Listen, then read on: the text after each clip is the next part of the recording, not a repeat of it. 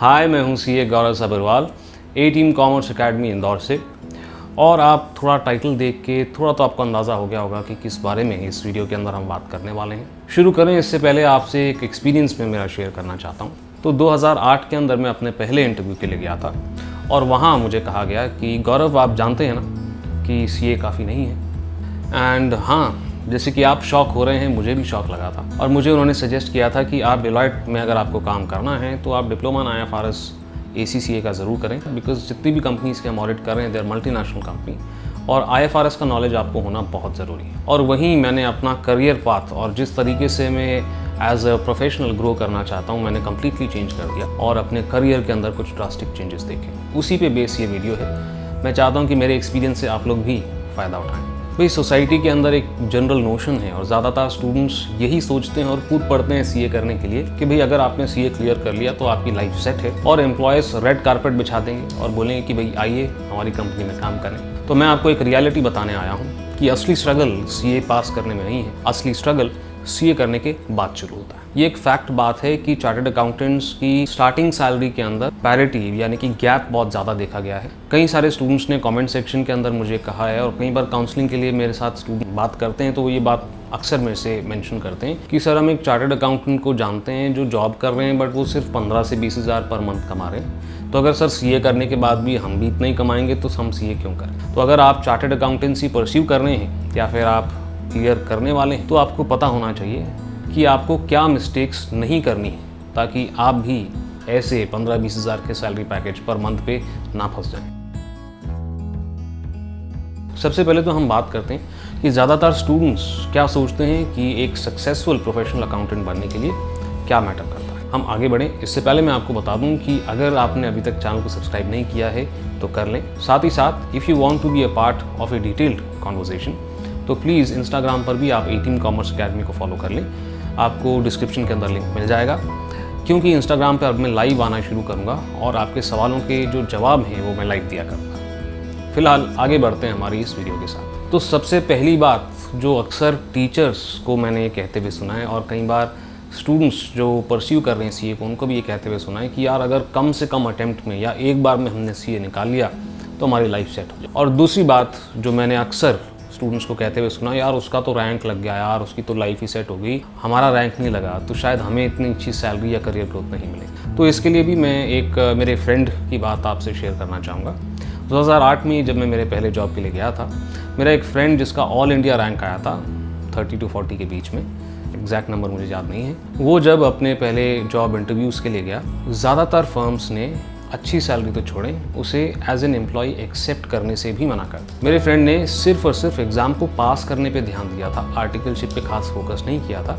तो उसे किताबी ज्ञान तो था मगर उसे प्रैक्टिकल नॉलेज नहीं थी, और उसके पास जो ज़रूरी स्किल्स होते हैं, लोगों से बात करने का कॉन्फिडेंस होता है, वो नहीं था उसके पास। काफ़ी समय लगा उसे ये एक्सेप्ट करने में कि उसे सबसे पहले काम सीखना पड़ेगा, उसके बाद ही उसे कोई अच्छी जॉब मिलेगी। 6 से 8 महीने तक उन्होंने ये बात को एक्सेप्ट नहीं किया, and therefore he was unemployed for 6 to 8 months. तो अपने पहले जॉब की उनकी सैलरी 18,000 पर मंथ थी। तो ऑब्वियसली अब आप जानना चाहेंगे कि सर, अच्छी करियर ग्रोथ के लिए हमें क्या करना चाहिए और क्या असल में मैटर करता है। तो हम शुरू करें इससे पहले मैं आपको इंट्रोड्यूस करना चाहूँगा 4 क्वाड्रेंट्स ऑफ सक्सेस के बारे में। तो अगर आपकी स्टार्टिंग सैलरी बहुत अच्छी है और आपका ग्रोथ रेट भी बहुत अच्छा है तो आप कितना कमाएंगे इसकी कोई लिमिट नहीं। या फिर अगर स्टार्टिंग सैलरी आपकी अच्छी नहीं है मगर आपका ग्रोथ रेट बहुत तगड़ा, यहाँ पर भी हाईएस्ट इनकम आप कितना कमा सकते हैं इसका कोई लिमिट नहीं है। इसके अलावा जो 2 क्वाड्रेंट और मैं चाहता हूँ आप यहाँ कभी ना आए, तो ये पहले 2 क्वाड्रेंट में से किसी एक क्वाड्रेंट में आप कैसे लैंड करें इसके बारे में बात करें। सबसे पहली बात है कि इंस्टीट्यूट ने आर्टिकलशिप का प्रोविज़न रखा है, और ये आर्टिकलशिप बहुत ज़रूरी है। ये आपको सिर्फ अपने थियोरेटिकल नॉलेज को प्रैक्टिकली कैसे अप्लाई करना है, सिर्फ इसी चीज़ का नॉलेज नहीं देता है। यहाँ पर आप लोगों से बात करते हैं, लोगों से डील करते हैं, आपके कम्युनिकेशन स्किल्स भी अच्छे होते हैं, आपके कंप्यूटर स्किल्स भी अच्छे होते हैं, और आपको आर्टिकलशिप एक वेल राउंडेड प्रोफेशन बनने में मदद करता है। ये बहुत ही इंपॉर्टेंट समय होता है आपकी लाइफ का, जहाँ पर आप एक्चुअली में प्रोफेशनल से, वर्किंग प्रोफेशनल से सवाल पूछ सकते हैं और कोई आपकी तरफ आईब्रो उठाकर नहीं देखे। मैं मेरी बात बताऊं तो मैंने मेरे आर्टिकलशिप के ड्यूरेशन के अंदर अपने सीनियर्स को बहुत परेशान किया था, बहुत उनसे सवाल पूछे थे। सर, ये टैक्स का प्रोविज़न आया है तो ये क्यों आया, क्या ऑब्जेक्टिव हमारे देश को ग्रो करना था, या फिर ऑब्जेक्टिव किसी टैक्स की चोरी को रोकना था। और ऐसे कई सारे सवाल एंडलेस जो मैं मेरे सीनियर्स से पूछ के उन्हें परेशान कर देता था। अगली बात हम करते हैं study with an open mind.